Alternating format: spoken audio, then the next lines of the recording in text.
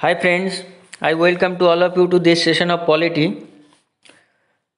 Dear friends, this is the ninth lecture of polity. So last 8 lecture you have to see the last 8 lecture, otherwise you can't connect the lecture which is given which will be given now. Okay. So বন্ধুরা, আমরা আজ যেটা discuss করতে চলেছি সেটা হচ্ছে salient features of the constitution. তোমরা জানো লাস্ট ক্লাস আমরা কিন্তু এই ফিচার্স অফ দ্য কনস্টিটিউশনের ওপরেই ডিসকাস করেছিলাম। এটাই তার কন্টিনিউশন। তো আমরা যেটা লাস্ট ক্লাস যেটা ডিসকাস করেছিলাম, আমরা দেখেছিলাম যে এটা হচ্ছে লেন্দিয়েস্ট কনস্টিটিউশন। আমাদের ইন্ডিয়ান কনস্টিটিউশন হচ্ছে লেন্দিয়েস্ট কনস্টিটিউশন এবং এটা টোটাল 2 বছর 11 মাস 18 দিন টাইম লেগেছিল কনস্টিটিউশনটা বানাতে। এবং তোমরা আরও জানো যে 60 লাখ টাকা খরচ হয়েছিল,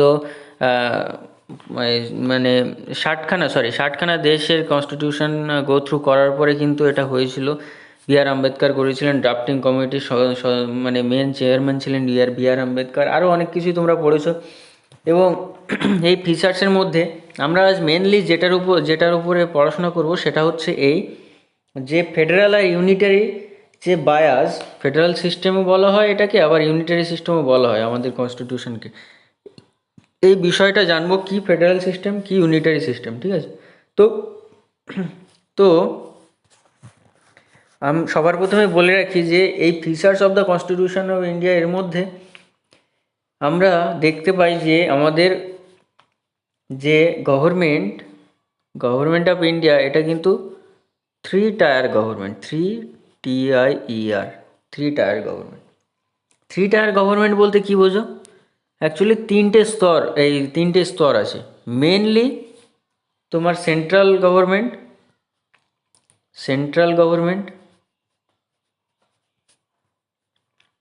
next state government and another one is your panchayati raj, ঠিক আছে? তো এই 3 টায়ার গভর্নমেন্টে কিন্তু ভাঙা, ঠিক আছে? তো আমাদের কিন্তু মানে যে গভর্নমেন্টটা যেটা আমরা বলতে পারি 3 টায়ার গভর্নমেন্ট, মেনলি সেন্টারের স্টেট, ঠিক আছে? স্টেটের আন্ডারেই পঞ্চায়েতগুলো আসে, ঠিক আছে? আচ্ছা, আর আমরা আরও একটা জিনিস যেটা পড়েছি সেটা হচ্ছে এটা খুব লেন্দিয়েস্ট কনস্টিটিউশন। শুরুতে এটা 22টা পার্ট ছিল, এখন 25টা আছে।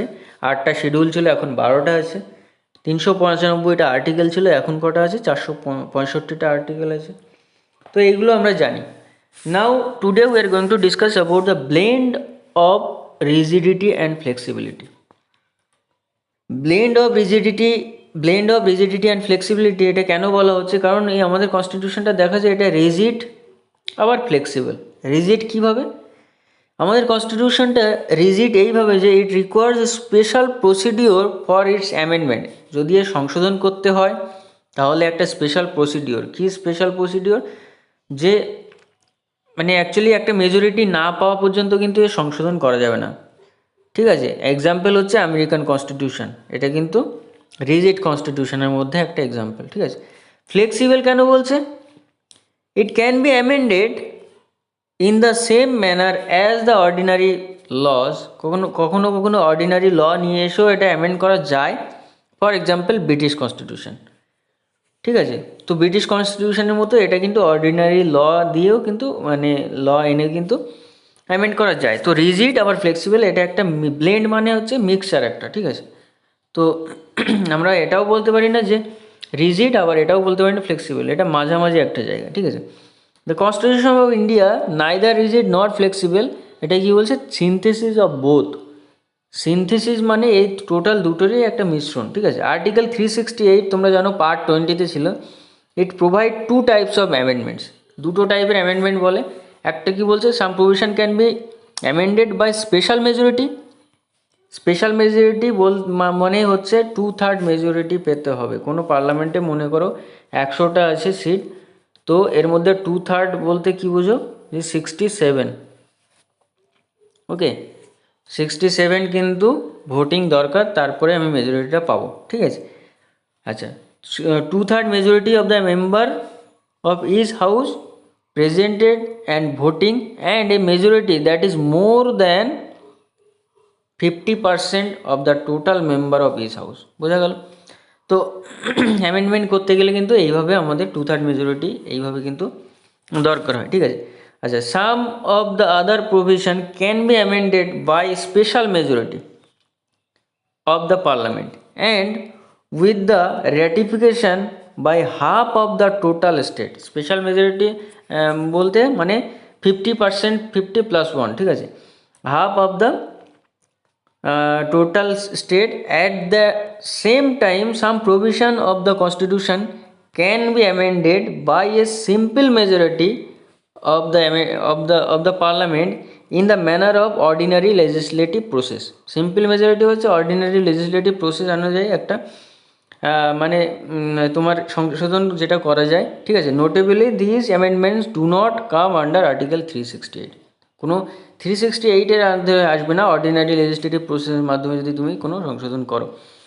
দেখো এখানে মোদ্দা কথা আমাদের যেটা জানতে হবে যে federal system with unitary bias, আমি যেটা এখানে লিখেছি federal system with unitary bias, মানে ফেডারাল সিস্টেমটা কী আর ইউনিটারি সিস্টেমটা কী, এটার আমরা একটা বেসিক ডিফারেন্সটা আমাদের মাইন্ডের মধ্যে না থাকলে আমরা কিন্তু বুঝতে পারবো না। তো এখানে লিখেছে দেখো, features of the federation, two government কি মানে অ্যাকচুয়ালি সেন্টার আর স্টেট, দুটো গভর্নমেন্ট তোমরা জানো, ঠিক আছে, সেন্ট্রাল গভর্নমেন্ট, স্টেট গভর্নমেন্ট, ঠিক আছে। তো এর জন্য এটা ফেডারেশন, ফিচার্স অফ দ্য ফেডারেশনের মধ্যে আসছে টু গভর্নমেন্ট। এখানে ডিভিশন অফ পাওয়ার আছে, ঠিক আছে। অ্যাকচুয়ালি মিনিমাম মানে টু টায়ার গভর্নমেন্ট হতে হবে যদি ফেডারাল সিস্টেম তুমি বলতে চাও, কিন্তু আমাদের ইন্ডিয়াতে কি আছে 3 টায়ার গভর্নমেন্ট আছে, ঠিক আছে, পঞ্চায়েতও আছে, ঠিক আছে। আচ্ছা, সেকেন্ড নাম্বার পয়েন্ট দেখো, division of power, distribution, basically distribution of power between the units forming the federation, মানে যে পাওয়ারটা ডিস্ট্রিবিউশন যে বিভিন্ন রকম ইউনিটের মধ্যে আছে, মানে সেন্টার, স্টেট, পঞ্চায়েত, এইগুলো সবার কিন্তু একটা একটা পাওয়ার আছে, ঠিক আছে। যেমন মনে করো স্টেটে যদি ল্যান্ডের বিষয়ে কিন্তু কেন্দ্র কোনো রুলস রেগুলেশন চালাতে পারে না, সেটা স্টেটের উপরে পাওয়ারটা আছে, ঠিক আছে। তো এই জন্যই বলছে এটা ফেডারাল, মানে অ্যাকচুয়ালি ফেডারাল সিস্টেম মানে হচ্ছে আমি একটা নিয়ম বানালাম, সেটার আর কিন্তু কোনো রকম কোনো চেঞ্জ তুমি করতে পারবে না, এরকম একটা কিছু, এরকম একটা কনসেপ্ট বোঝায়। মানে আমেরিকান কনস্টিটিউশনটা ফেডারাল কনস্টিটিউশন, কিন্তু আমাদেরটা কিন্তু এরকম নয়। আমাদেরটা কিছুটা আমেরিকা ঘাসা, কিছুটা আবার ব্রিটেন ঘাসা। ব্রিটেন এই যে নন ফেডারাল সিস্টেম মানে ব্রিটেন, আর ফিচার্স অফ দ্য ফেডারেশন মানেই হচ্ছে আমেরিকান, ঠিক আছে, আমেরিকান কনস্টিটিউশন। তো আমাদের কিন্তু এর একটা মিশ্রণ, ঠিক আছে, সিনথেসিস বললাম বা ব্লেন্ড যেটা বলছো, ঠিক আছে। এরপরে বলছে 3 নম্বর point, written constitution. Written constitution এটা অবশ্যই জানো তোমরা যে ব্রিটেনের কনস্টিটিউশন আনরিটেন কনস্টিটিউশন। তো like American constitution, our constitution also written constitution এবং অনেক লেন্দি কনস্টিটিউশন। আচ্ছা, রিজিডিটি অফ কনস্টিটিউশন মানে, আচ্ছা 4 নম্বর পয়েন্টটা দেখো, supremacy of constitution. Supremacy of constitution মানে এই যে সুপ্রিম অথরিটি, ইন্ডিয়ার সুপ্রিম অথরিটি হচ্ছে কিন্তু কে, মানে আমাদের কনস্টিটিউশন। মানে এমন নয় যে পার্লামেন্ট সুপ্রিম অথরিটি, যেমন ব্রিটেনে পার্লামেন্টের কিন্তু সুপ্রিম অথরিটি দেওয়া হয়নি। পার্লামেন্ট হয়তো 2/3 মেজরিটি এনে, লোকসভা রাজ্যসভায় 2/3 মেজরিটি এনে এটা বিলটা প্রেসিডেন্টের দিয়ে পাস করাতে পারে, কিন্তু যদি এইটা টোটালি এই কনস্টিটিউশন বিরোধী বা বেসিক স্ট্রাকচারকে যদি ভায়োলেট করে যায়, তাহলে কিন্তু সুপ্রিম কোর্টের কিন্তু সেই পাওয়ার আছে। সুপ্রিম কোর্ট কিন্তু জুডিশিয়াল রিভিউয়ের মধ্যে আনবে, এটা আনার পরে কিন্তু এটাকে সেই যে নিয়মটা সেটা কিন্তু বাতিল বা রিপিল করতে পারে, ঠিক আছে, বোঝা গেল। তো সুপ্রিম কোর্ট কিন্তু এটাকে মানে অ্যাকচুয়ালি যদি সংবিধানের নিয়ম অনুযায়ী না চলে তাহলে করে। তো তোমরা জানো NJAC, নন judicial appointment, national appointment commission. তো তোমরা এটা সম্বন্ধে জানো, NJAC তোমরা জানো যে সুপ্রিম কোর্টের জাজ, যেটা NJAC এসেছিলো মানে যে সুপ্রিম কোর্টের জাজ নির্বাচন সেই বিষয়টা। তো এটা কিন্তু বেসিক স্ট্রাকচারকে ভায়োলেট করে যাচ্ছিল। ঠিক আছে, তার জন্য কিন্তু এটাকে বাতিল করে দেওয়া হয় এবং সেই পুরনো প্রসেসেই আবার চলে আসে। ঠিক আছে, তোমরা জানো এটা সম্ভবত 2014 মোদী সরকার আসার পরে এটা করেছিলেন আর কি। তো যাই হোক, সেটা কিন্তু বাতিল হয়ে গেছিলো জুডিশিয়াল রিভিউয়ের মধ্যে আনার পরে। ঠিক আছে, তো সুপ্রিমেসি অফ কনস্টিটিউশনটা আশা করি বোঝা গেছে। রিজিডিটি অফ কনস্টিটিউশন, দেখো রিজিডিটি অফ কনস্টিটিউশন মানে তুমি চাইলেই আর হঠাৎ করে মানে সংবিধানে মানে সংশোধন করতে পারবে সেরকম তো না। মিনিমাম 2/3 মেজরিটি পাওয়া মানে চারটিখানি ব্যাপার না। ঠিক আছে, 2/3 মেজরিটি পেয়ে তারপরে যে সংশোধন করতে হয়। তো রিজিডিটি এই জন্যই বলছি যে একটা কিছু নিয়ম যেটা লাগু হয়েছে সেটা চলছে এবং এটাকে যদি চেঞ্জ করতে হয় তাহলে অনেক কাঠখড় পোড়াতে হবে। ঠিক আছে, ইন্ডিপেন্ডেন্ট জুডিশিয়ারি দেখো, সুপ্রিম কোর্ট আছে, হাই কোর্ট আছে, তারপরে সাবঅর্ডিনেট কোর্ট আছে।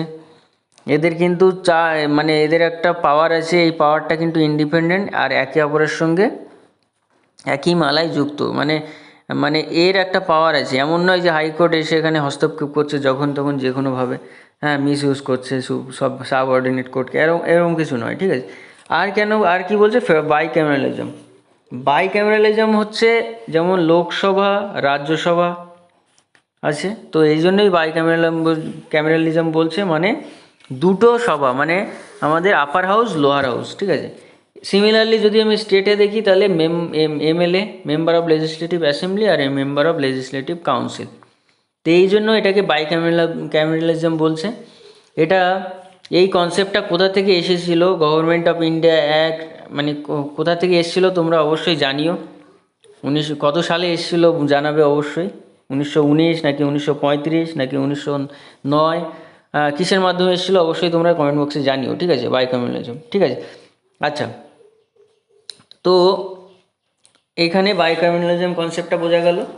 ঠিক আছে, তো বিধানসভা আর বিধান পরিষদের যেমন স্টেটে আছে, তো এটা গেল তোমার ফিচার্স অফ দ্য ফেডারেশন, যে ফেডারেল গভর্নমেন্ট আমরা বলি তার জন্য। ঠিক আছে, আচ্ছা, এইবার আমি যদি বলি, কিন্তু এই যে এতক্ষণ যেটা ডিসকাস করলাম এটা ফেডারেল, কিন্তু মানে এই যে নন ফেডারেল যে কনসেপ্টটা আছে এখানে কীভাবে আমি বলতে পারি, এই ইউনিটারি বা এই যে ইউনিটারি বা নন ফেডারাল ফিচার্স, এটা কী করে বলতে পারি, দেখো স্ট্রং সেন্টার, মানে সেন্টারকে কিন্তু মানে সবসময় মানে এমন একটা আছে, মানে নিয়ম আছে যে অ্যাকচুয়ালি সেন্টারেও অনেক কিছু নিয়ম সেটা স্টেটের না ছাড়াই কিন্তু, কনসেন্ট ছাড়াই কিন্তু সেই নিয়মটা লাগু করতে পারে। অ্যাকচুয়ালি যেটা আমি বলতে চাইছি সেটা হচ্ছে এই যে আমেরিকায় যেমন মানে তোমার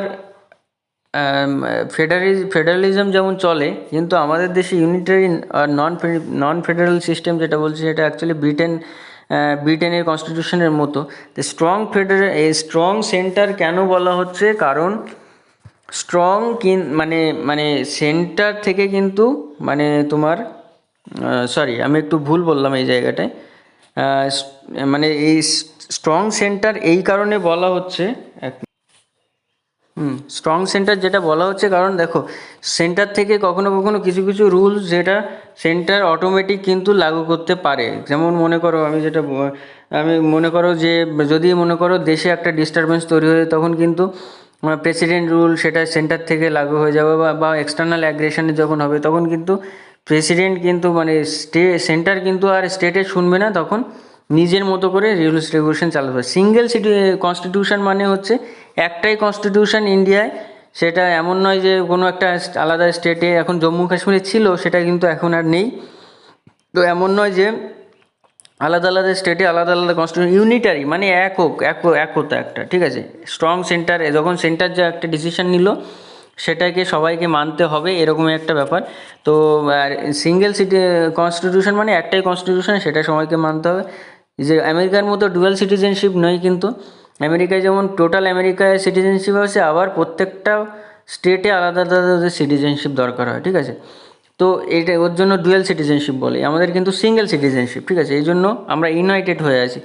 ফ্লেক্সিবিলিটি অফ কনস্টিটিউশন, ফ্লেক্সিবিলিটি কেন আছে, কারণ আমরা চাইলে আমাদের মতো করে সংবিধানটাকে ফ্লেক্সিবিলিটি মানে নতুন করে আমাদের মতো করে একটা ডাইরেকশন দিতে পারি।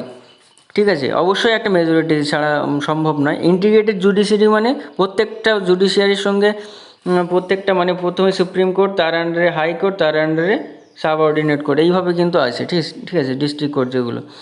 তো এই জন্য বলছি ইন্ডিকেটেড, এবং এটা ছড়িয়ে আছে, এমন নয় যে কোনো একটা নিজের মতো করে রুল চালাচ্ছে, এরকম কিছু না। ঠিক আছে, যে একটা নিয়মে বাঁধা সব কিছু। Appointment of state government by the centre, state গভর্নমেন্টের যে অ্যাপয়েন্টমেন্টগুলো, গভর্নরের যে অ্যাপয়েন্টমেন্ট হচ্ছে সেটা সেন্টার দ্বারাই হচ্ছে, এবং সেন্টার এখান থেকে এবার সেন্টারের rules regulation. All India services, যে ইউপিএসসি বলো, যে all India services, IPS, IAS, IPS, এগুলো কিন্তু অল ইন্ডিয়া সার্ভিসের মানে সেন্টার থেকে রিক্রুট হচ্ছে, কিন্তু স্টেটে কোনো একটা স্টেটে গিয়ে এই তোমার মানে তোমার ডিউটিটা করা হচ্ছে। ঠিক আছে, তো এটা হচ্ছে টোটাল ইউনিটারি। এই জন্য বলা হচ্ছে এমার্জেন্সি প্রফেশন। এমার্জেন্সির সময় তোমরা জানো যে কোনো রকম কোনো ন্যাশনাল এমার্জেন্সি বা স্টেট এমার্জেন্সি, যে সেটা সেন্টার যেভাবে রুল করবে সেইভাবেই স্টেটকে কম বেশি মানতে হবে। ঠিক আছে, তো এই সমস্তগুলো আমাদেরকে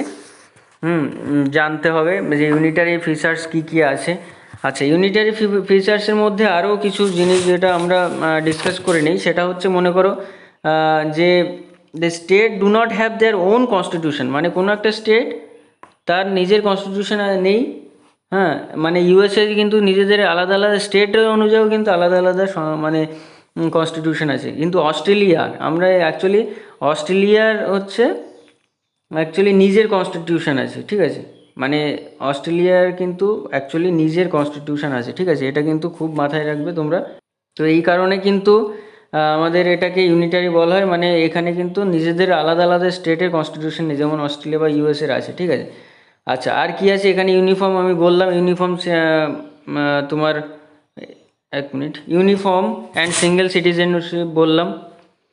হ্যাঁ, যেখানে ইউএসের ডাবল সিটিজেন আছে। ঠিক আছে, ইউএসএ অস্ট্রেলিয়া সব ডাবল সিটিজেনশিপ। ঠিক আছে, তো এর জন্য বলা হচ্ছে ইউনিটারি। আর কি বলছে, পার্লামেন্ট মানে পার্লামেন্ট চেঞ্জ করতে পারে টেরিটোরিয়াল কোনো একটা টেরিটরি, মনে করো এটা ইন্ডিয়া, এটা কিন্তু পার্লামেন্ট চাইলে কিন্তু সংশোধন দিয়ে এটা কিন্তু এরিয়াটা চেঞ্জ করতে পারে। ঠিক আছে, মানে এখানে কিন্তু কোনো একটা স্টেটের কনসেন্ট লাগবে না। ঠিক আছে, এটা মনে করো ভারত, মনে করো ওয়েস্ট বেঙ্গলের এখান থেকে বাংলাদেশের মনে করো সাতক্ষীরা ডিস্ট্রিক্টটা নিয়ে অ্যানেক্স করবে, বা বাংলাদেশ সরকার রাজি, তখন কিন্তু ওয়েস্ট বেঙ্গল গভর্নমেন্ট নাও চাইলে কিন্তু স্টেট এটার উপরে রুল করতে পারবে। ঠিক আছে, আর কি করতে পারবে? পার্লামেন্ট মানে কন্ট্রোল করতে পারে অল ওভার ইউনিয়ন লিস্টগুলো যেগুলো আছে। ইউনিয়ন লিস্ট বলতে কেন্দ্র মানে সেন্ট্রাল লিস্ট যেগুলো বলছে, ইউনিয়ন সাবজেক্ট লিস্ট যেগুলো। আর কি আছে, রেসিডুয়ারি পাওয়ার, যেগুলো হচ্ছে কনকারেন্ট লিস্টের মধ্যে যেগুলো পড়ে। ঠিক আছে, সেই সবগুলোর ওপরে কিন্তু পার্লামেন্ট কন্ট্রোল করতে পারে। ঠিক আছে, মানে সেন্ট্রাল গভর্নমেন্ট। ঠিক আছে, আর কি বলছে, আর্টিকেল 249, এইটা খুব ইম্পর্টেন্ট। মানে এটা বলছে যে 2/3 মেজরিটি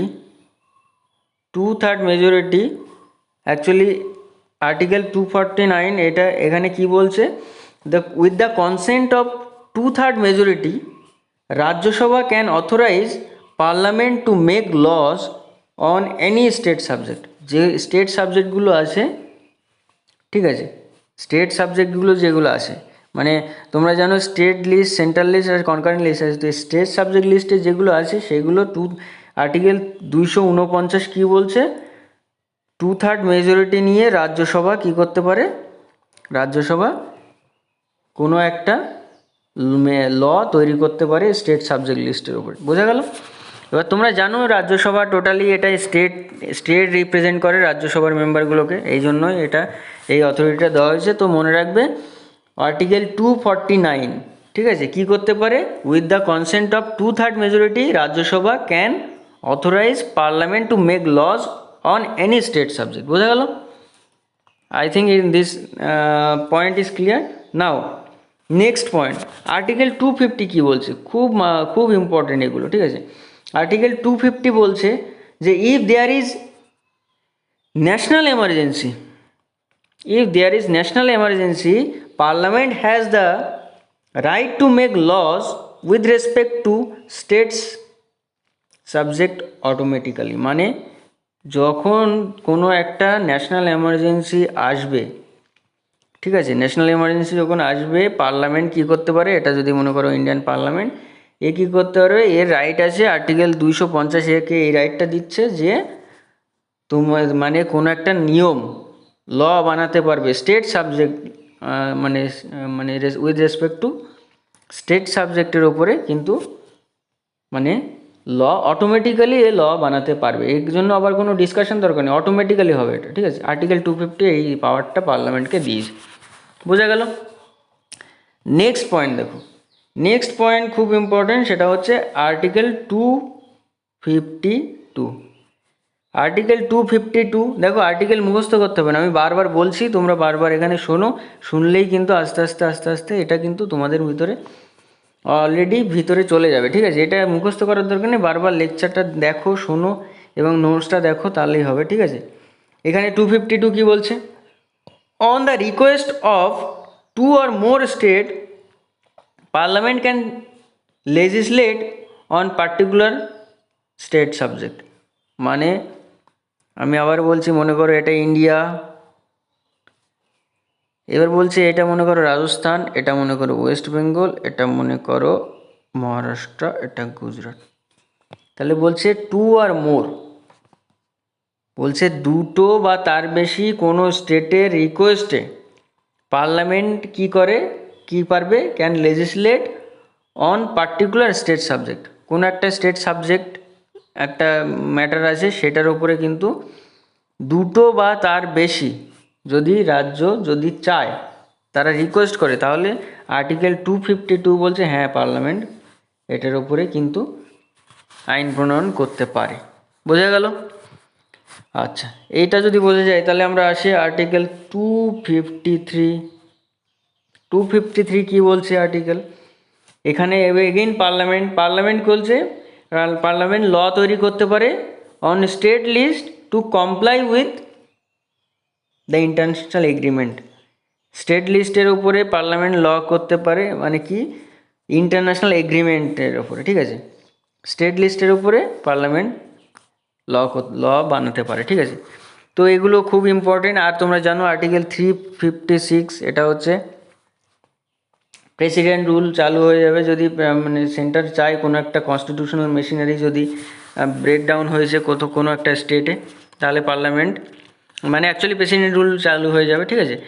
আচ্ছা, আর একটা ইম্পর্টেন্ট আর্টিকেল তোমাদের জানা উচিত, সেটা হচ্ছে আর্টিকেল 155। এই 155টা কি বলছে, the governor of a state is appointed by the president and the former is not responsible to the state legislator. মানে গভর্নর অফ স্টেট যেটা বলছি, গভর্নর অফ স্টেট এটা কি, যে এমন অ্যাপয়েন্ট করতে পারবে, প্রেসিডেন্ট দ্বারা অ্যাপয়েন্ট করা হবে, ঠিক আছে। এটা হচ্ছে কিন্তু 155 বলছে, আর মানে প্রেসিডেন্ট গভর্নর অ্যাপয়েন্ট করছে কোনো একটা স্টেটে, বোঝা গেল।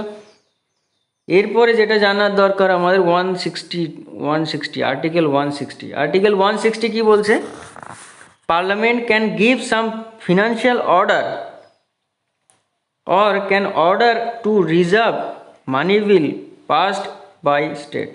তার মানে পার্লামেন্ট কি করতে পারে, হ্যাঁ পার্লামেন্ট দিতে পারে কিছু ফাইন্যান্সিয়াল অর্ডার, আর কি করতে পারে মানে can order to reserve money bill passed by state, বোঝা গেল। তাহলে যে মানি বিল যেটা স্টেট দিয়ে মানে স্টেট দ্বারা পাস হচ্ছে সে, ঠিক আছে, এইটার উপরে কিছু ফাইন্যান্সিয়াল অর্ডার কিন্তু দিতে পারে এবং বলতে পারে মানে রিজার্ভ করতে পারে মানি বিল যেটা পাসড বাই স্টেট, ঠিক আছে। তার মানে আর্টিকেল 160 বলেছে কিন্তু এটা, ঠিক আছে, বোঝা গেল এটা। আমি আবার বলছি, parliament can give some financial order or can order to reserve money bill, okay, যেটা পাসড বাই স্টেট, বোঝা গেল। নেক্সট যেটা লাস্ট, এটা আমাদেরকে জেনে রাখা উচিত, যেটা হচ্ছে আর্টিকেল 256 কি বলছে, centre can give administrative direction two the state. মানে সেন্টার স্টেটকে একটা অ্যাডমিনিস্ট্রেটিভ ডাইরেকশন দিতে পারে, এটা হচ্ছে কোনো একটা অ্যাডমিনিস্ট্রেটিভ মানে রেকটিফিকেশান দরকার, তখন কিন্তু সেন্টার স্টেটকে দিতে পারে, ঠিক আছে। আচ্ছা, এরপরে আরও একটা আর্টিকেল আছে 312, ঠিক আছে। আমি আবার বলছি, এই সমস্তগুলো কিন্তু একটা ওভারভিউ দেওয়া হচ্ছে, এগুলো কিন্তু ভবিষ্যতে আবার ডিসকাস করা হবে। তো তোমরা এগুলো মানে ভালো করে মন দিয়ে শোনো এবং ভিডিওটা কন্টিনিউ রাখো, তোমরা সবই আস্তে আস্তে আয়ত্ত করতে পারবে, ঠিক আছে। তো এই যে এমন নয় যে স্যার এতগুলো আর্টিকেল বলে ফেললেন আপনি, আমাদের মাথায় নেই, এরকম এটা হতেই পারে। আমারও প্রথম আমারও মাথায় থাকতো না, আমিও পড়াশোনা যখন করতাম এটার উপরে, কিন্তু অ্যাকচুয়ালি এগুলো দিনের পর দিন যখন তুমি পড়াশোনা করবে অটোমেটিক তোমার মাথার মধ্যে এগুলো চলে আসবে, ঠিক আছে। আর্টিকেল 312 কী বলছে? The all India services official are appointed by centre but are paid and controlled by state. এই যে অল ইন্ডিয়া সার্ভিস যেগুলো আসে না, যে ইউপিএসসি, ঠিক আছে, যে আন্ডারে যেগুলো আইএএস অফিসার, আইপিএস অফিসার, এইগুলো কি বলছে, সবাই অ্যাপয়েন্ট করবে, এগুলো প্রেসিডেন্ট অ্যাপয়েন্ট করে, তোমরা সবাই জানো, অ্যাপয়েন্টেড বাই সেন্টার, কিন্তু পে করবে এদেরকে, পেইড বা কন্ট্রোল করবে কে? স্টেট। মানে কোনো একটা স্টেটের আন্ডারেই তো কাজ করে এরা, ডিস্ট্রিক্ট ম্যাজিস্ট্রেট, ডিস্ট্রিক্ট কালেক্টর, যেটাই বলো, এই সমস্ত এরা মনে করো চিফ মিনিস্টারের মানে কে হেল্প করে, মানে অ্যাকচুয়ালি একটা ডিস্ট্রিক্টের অথরিটিটা তার হাতে থাকে, যে ডিস্ট্রিক্ট কালেক্টর, ঠিক আছে। তো অ্যাকচুয়ালি কে পে করবে? এটা কোনো একটা রাজ্য পে করবে। আর লাস্ট যেটা, সেটা হচ্ছে 217। এই 217 আমি লাস্ট দিন বলেছিলাম 312, যেটা 300 মানে অ্যাকচুয়ালি এগুলো ইউপিএসসির মধ্যে পড়ে। কত নাম্বার পার্ট কেউ মনে করতে পারছো? পার্ট 14 নাকি 15 বলো তো? ওকে, তো এই যে জাজ অফ হাইকোর্ট, এটাও অ্যাপয়েন্ট করবে কে? হাইকোর্টের যে জাজ অফ হাইকোর্ট, এটা অ্যাপয়েন্ট করবে সেন্টার থেকে, কিন্তু এটা মানে অ্যাকচুয়ালি সেন্টার থেকেই পুরো কন্ট্রোলটা করে, এবং এদের যে স্যালারি এগুলো কিন্তু স্টেট গভর্নমেন্টকেই বিয়ার করতে হয়, ঠিক আছে, স্টেট গভর্নমেন্ট। কিন্তু এ যখন জাজ অফ হাইকোর্ট যখন রিটায়ার করে যাবে, তখন কিন্তু সেই মানে পেমেন্টটা আসবে সেন্ট্রাল গভর্নমেন্ট থেকে, বোঝা গেল? এটা কিন্তু অ্যাকচুয়ালি কন্টিজেন্সি বলে, কন্টিজেন্সি বিল, যে স্টেট কন্টিজেন্সি আর সেন্ট্রাল কন্টিজেন্সি, ঠিক আছে। মানে consolidated fund of India, consolidated fund of state, এই এর মধ্যে দিয়ে আসে আর কি, ঠিক আছে। তো হাইকোর্টের কিন্তু পে করবে কে? স্টেট গভর্নমেন্ট, যখন কর্মরত অবস্থায় আছে, এবং যখন রিটায়ার্ড করে যাবে তখন কিন্তু সেন্ট্রাল গভর্নমেন্ট এটাকে মানে এই ফাইন্যান্সিয়াল ম্যাটারগুলো দেখবে, ঠিক আছে। তো এই সমস্তগুলো তোমরা আশা করি বুঝেছো। এখানে দেখো এই স্লাইডের মধ্যে যেটা আছে সেটা হচ্ছে আমি দেখো, term federation has nowhere been used in constitution, কোথাও লেখা নেই কনস্টিটিউশনের যে ফেডারেশন, ফেডারেল গভর্নমেন্ট আমাদের। আর্টিকেল 1 কি বলছে? Union of state, which implies two things. Union of state article 1 আমরা বলেছিলাম পার্ট 1, আর্টিকেল 1 থেকে 4, দ্য ইউনিয়নের রুলস রেগুলেশন, যে এর বাউন্ডারি কী হবে সমস্ত সব নির্ধারণ করে পার্ট 1, আর্টিকেল 1 থেকে 4। তো এই আর্টিকেল 1 বলছে ইউনিয়ন অফ স্টেট, ইন্ডিয়ান, একটা বলছে Indian federation is not the result of an agreement by the state, no state has the right to secede from the federation. মানে কোনো স্টেটের কিন্তু কোনো রাইট নেই যে মানে ফেডারেশন যে কথাটা অ্যাকচুয়ালি এখানে কিন্তু কোনো রকমভাবে কোনো উল্লেখ নেই, ঠিক আছে। আচ্ছা, নেক্সট দেখো, ফেডারেল মানে কোনো একটা স্টেট যে চাইবে যে কোনো এরিয়া বাড়ানো কমানো, এটা স্টেট মানে ইউনিয়ন করতে পারে, ইউনিয়ন অফ ইন্ডিয়া মানে ইউনিয়ন ইন ইন্ডিয়া বাড়াতে পারে, কিন্তু যে কোনো একটা রাজ্যর একটা পার্ট কমিয়ে অন্য দেশে করে দেবে সেই ব্যাপারটা আর কি কিন্তু নয়। কিন্তু মানে কোনো অ্যানেক্স করা, যেটা টেরিটরিটা বাড়ানো, এটা কিন্তু সংশোধনের মাধ্যমে করা যায়। এটা আর্টিকেল 1 থেকে 4-এর মধ্যে কিন্তু উল্লেখ আছে পার্ট 1, ঠিক আছে। আচ্ছা দেখো, ফেডারাল ইন ফর্ম, মানে এটা কে বলেছে? Federal in form but unitary in spirit, এটা বলা হয়েছে quasi federal by sir K C Wheare কী বলেছেন? আমাদের ইন্ডিয়ান কনস্টিটিউশনটা হচ্ছে কোয়াসি ফেডারাল, বা ইনি কী বলেছেন? Federal in form but unitary in spirit, ঠিক আছে। আচ্ছা, মরিস জোন কী বলেছেন? বার্গেনিং ফেডারেলিজম, মানে বার্গেন করে নেওয়া হয়েছে, ফেডারেলিজমটা বার্গেনিং করে আনা হয়েছে, ঠিক আছে। আর কি বলেছে গ্রানভিলে অস্টিন, এটা ইনি কী বলেছেন কোঅপারেটিভ ফেডারেলিজম, ঠিক আছে।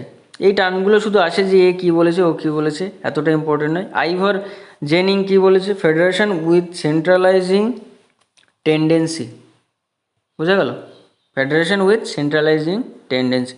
নেক্সট দেখো parliamentary form of government, already আমি ডিসকাস করেছি পার্লামেন্টারি ফর্ম অফ গভর্নমেন্ট, আমরা এখানে বেশি টাইম ওয়েস্ট করবো না, এখানে দেখো একটু পড়ে নিই। The British parliamentary system of government rather than the presidential system of government, মানে যে সিস্টেমটা বলছে parliamentary system based on the principle of cooperation and coordination between the legislative and executive organ, presidential system based on মানে the doctrine of separation of power between two organ, মানে separation of power between two organ, যেটা ওই state আর central যে কনসেপ্টটা আসছে, ঠিক আছে।